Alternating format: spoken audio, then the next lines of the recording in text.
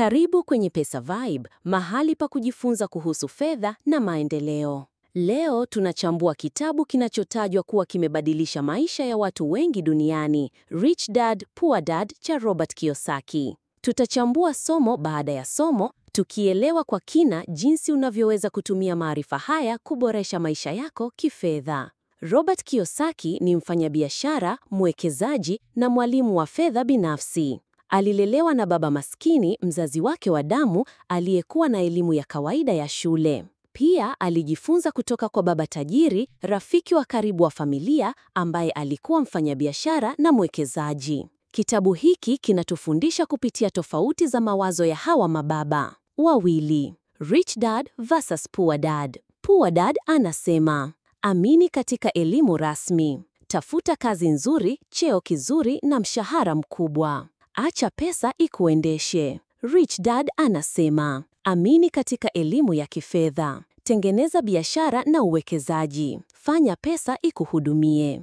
Matajiri hawafanyi kazi kwa pesa pekee, wanatengeneza mfumo wa pesa kufanya kazi kwao. Elimu ya kifedha ni muhimu. Shule nyingi hufundisha kusoma, kuandika na kufaulu mitihani, sio jinsi ya kutumia pesa. Kujua kuhesabu hakumaanishi kujua kutumia mshahara au kuwekeza. Elimu ya kifedha ni tofauti na elimu ya darasani. Tafuta elimu ya fedha binafsi kwa kusoma vitabu, kusikiliza podcast au kufuatilia video za elimu ya fedha kama hii. Mtazamo juu ya mali na madeni. Assets versus liabilities. Mali, assets, vitu vinavyoingiza pesa mfukoni mwako kila mwezi. Mfano, hisa, nyumba ya kupangisha, biashara. Madeni, liabilities, vitu vinavyokutoa pesa mfukoni kila mwezi. Mfano, mikopo, matumizi yasiyo ya uzalishaji. Hoja ya msingi, matajiri hununua mali, watu wa kawaida hununua madeni wakidhani ni mali.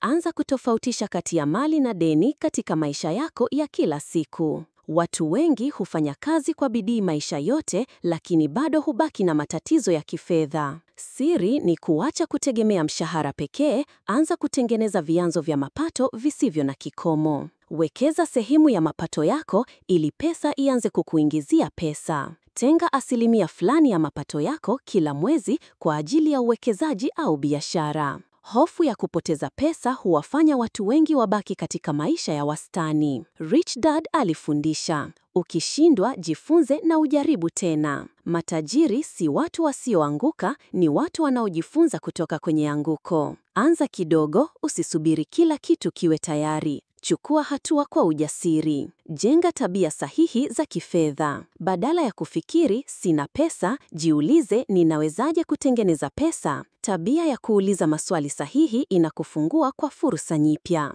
Rich Dad alifundisha umuhimu wa kuzungukwa na watu wenye fikra chanya kuhusu fedha. Jitathmini, je, watu unaowazunguka wanaongeza maarifa yako au wanakuvuta nyuma? Rich Dad, Poor Dad sio tu kitabu, ni mwongozo wa maisha. Ukianza kutekeleza mafundisho haya kwa vitendo, unaweza kubadilisha maisha yako kutoka kuwa tegemezi hadi kuwa mwekezaji huru. Usisubiri kesho, anza leo. Tafuta mali, jifunze fedha, tumia pesa kwa busara. Subscribe kwenye channel ya Pesa Vibe, bonyeza kengele na acha komenti yako. Ni somo gani kutoka kwenye video hii lilikugusa zaidi?